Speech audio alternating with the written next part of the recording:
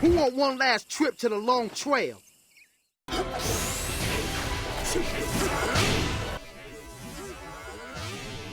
Welcome back to the channel, everyone. Today we're going to be talking about the Mishimas and also really focusing on the story overall, because Tekken is a gameplay first type of game, and I think that's what carried it for all of these years. If you were to flip it around where story was the main focus and gameplay was the secondary, I don't think it would have stood the test of time. And you could say the same for all of these fighting games. Mortal Kombat, Street Fighter, all of them are gameplay first. But now we're in this day and age, right, 2022, 2023, where story is now so much more important. You have banger TV shows and movies that captivate us, and we want the same thing for our characters in fighting games. Now, when you talk about the story of Tekken being good or bad, of course you could point fingers at this character, this decision, that retcon. But the reason why I want to do this video is because I seen a post on the Tekken subreddit. So I want to read it for the first time and just give my thoughts on it. I want to see how true or how accurate this is. Mishimas aren't good protagonists. 436 upvotes on a title like that.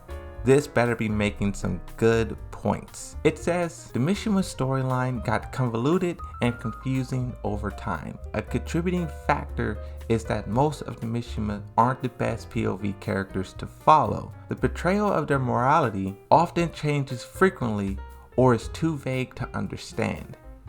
They are interesting characters but don't have much to offer as protagonists, with the exception of Lars, who doesn't do much of note and is quickly forgotten about. There is more screenshots that we'll talk about, but starting with this one. So let's use Tekken 3 as an example. Tekken 3 is through the eyes of Jin, which is why he thinks and everyone else thinks that Jun Kazama is dead, because he got knocked out and he don't know what happened after that. But when he wakes up, he goes to Heihachi, he goes to all this training, Ogre, and everything is through his eyes. In Tekken 4, it's a little bit different. In Tekken 5, it's a little bit different. Each game, Jin and also Kazuya and Heihachi, they go through different phases and they all change and interact with one another. And yeah, it's cool to make these characters unique and different, and you throw in different elements, the Devil Gene here, Jinpachi resurrected here, but watching it as a story, it really is confusing. 4 and 5, I feel like those two games is just a big blob of I don't know what is happening. At least Tekken 3 has Ogre, that's a defining moment in the story, but 4, 5, it kind of just seems like unrelated Mishima stuff. And then when you get to 6, it's the World War, you know? And the point in here about maybe the story should be from someone else's perspective. Tekken 7 tried this. Lars Alexanderson was younger than I expected. When Lee described him to me, of how he'd escaped, divided the Tekken force, and formed a rebel army. Most of it was through his eyes. He was going around talking to all of these characters, getting all of these first-hand experiences. But the reason why I think the journalist didn't work is, one, because the journalist was very, very boring. I think if they changed out the journalist for a actual Tekken character, I'm trying to think which character can fit that role of journalist. I don't know, maybe they could have created a new character. I was gonna say Leo, but her connection to the Mishima Zaibatsu is too personal, so I don't know which character exactly they could have chosen. And then also too, when you talk about Lars, I really hope in Tekken 8 he isn't a sidekick. I hope it's not just Jin and Kazuya, and then you have Lars and Lei. They're just sidekicks and they just do everything that Jin does. Because if you think about it, that's not really what these characters are. Lei has been doing his own thing. He has his own plans, his own goals. He has the whole entire Violet systems. I want to see what this character is capable of. And then Lars, he has his whole faction that's split off from the Mishima Zaibatsu.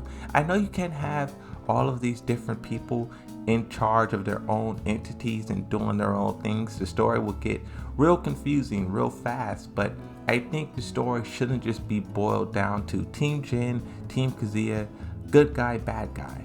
that would be very, very bad. Let's look at the next screenshot. Since the story of Tekken 1 through Tekken 3 doesn't have a narrative, these three characters retroactively be portrayed as the lead POV characters in the first three games. So Tekken 1 should have been from the perspective of Paul Phoenix, Tekken 2, Jun Kazama, Tekken 3, Harang. I don't know, I feel like Zhao Yu and Harang, that would be the best, because you could get kind of the love interest perspective of Jin, and then you could get like the best buddy, the best pal, so you could see both sides of Jin. But Paul Phoenix in Tekken 1, what I really liked about Tekken Bloodline, they kind of did this. When in Tekken Bloodline, when they talked about Kazuya, it was Paul Phoenix who was doing it. He was talking about first-hand experience fighting him. Kazuya was a mean bastard. It wasn't enough for him to just win. He had to hurt, and he had to humiliate his opponent. It's no secret to anybody. You saw his reaction, how afraid he was. I think Tekken Bloodline realized that it should have been from the perspective of Paul Phoenix, and they tried to tweak the story to fit that. The next screenshot says, these four should have been made the POV characters of Tekken 4 through 7, since they would have been fresh faces to the story and have simple stories to follow. Looking at these four characters, it's easy to see, like in hindsight, what the developers should have done, how they should have tweaked the story. Even though Shahid for Tekken 7, I think that's not the best route to go. Maybe Lucky Chloe, I think Lucky Chloe probably could have been better. Even though everyone hates Lucky Chloe, the fact that she is the face of G Corporation, she is this pop idol who G Corporation uses as like the face of the company. She's like the poster girl. And I think it would be cool to see how she's reacting to Kazuya being outed as a devil. I wonder if she even knew. First off, Kazuya was controlling G Corporation from the shadows. So does she even know that Kazuya is in charge? 2, does she even know that he's a devil? Those kind of revelations would have been really cool to see from an inside of G Corporation perspective. Like in Tekken 4, Steve would give us kind of the inside of the, even though he's not inside the Mishimas Zaibatsu, just seeing him emerging from the labs, emerging from all of those, I could see Steve going kind of the route of Stranger Things, where 11 escapes from the laboratories and breaks into the outside world. How she is reacting to everything. I could see Steve kind of doing the same thing, right? But Shahid, you really have to talk about Shahid being kind of a boring character. Leo is solid. I feel like Leo, this could help that character a lot too. And then Asuka, it's a no-brainer. Asuka, definitely they should have did more with this character. And I wonder if Tekken 8, if they will. This character has been set up to be something special, but then forgotten about. Top comments on this post. As a fan of MK, let me tell you, trying to have a new protagonist every single game is not a good idea. This comment here was kind of fascinating because they have so many different characters that they bounce between and they try to give a spotlight to. Mortal Kombat kind of course corrected with MK11 and also MK11 Aftermath. They realized that jumping from character to character and doing all these different, you can even go back to Armageddon when they had Davon and Tavon or whatever their names are. Like, they experimented with this, and really I just think it comes down to execution. Like I said at the beginning of the video, these fighting games did not prioritize story. So regardless of how you would try to frame it, it always, I'm not going to say it always, but it just would not shine as brightly as it could, which is why I think they're putting so much emphasis on story now. The most recent story out of these big fighting games is Mortal Kombat 11, and we saw how far they tried to push it. Even though people didn't like the direction and rebooting the timeline for a third time, I think people didn't like that. But just from the way that Jin and Kazuya is talking to each other in the trailer, makes me feel like they're really going to be trying their absolute best to tell a cohesive story. Another comment says, I disagree. I love the Mishima story. It can be a little complicated at some times, but it is better than a typical black and white, evil versus good story we get in almost every game today. And honestly, this comment kind of resonated with me because I was thinking about it the other day. And you can kind of agree with all of them in a sense. For example, Heihachi, first off, his wife attacked him. She was possessed, not him. She was possessed. And then she attacked him. And then he was like, I wonder if my kid has the same level of evil inside of him. If this guy grows up, becomes a full adult, will he just one day snap and attack me or attack someone else?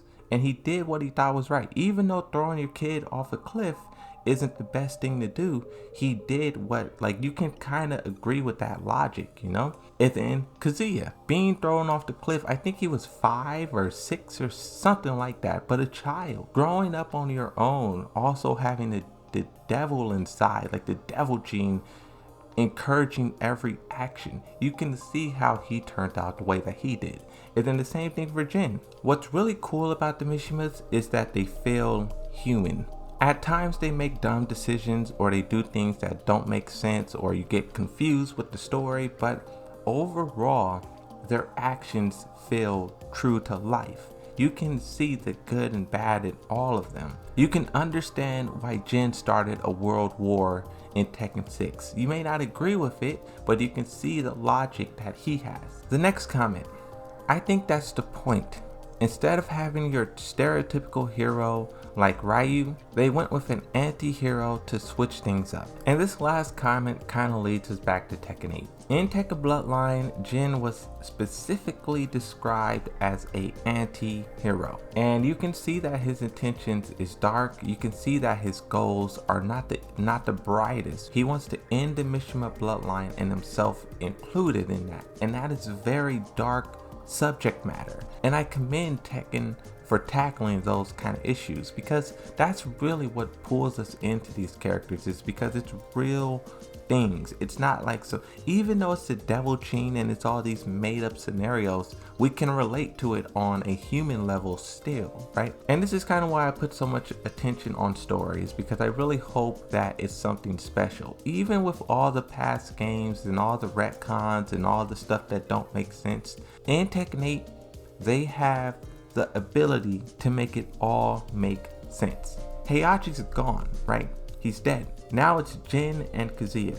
These two are left. They can tell a very cohesive back and forth story between these two, and they can make it very interesting. They have a lot of characters and a lot of elements they can play off of. Zafina, Claudio, Lars, Lei, Jun Kazama, Unknown, a bunch of different topics.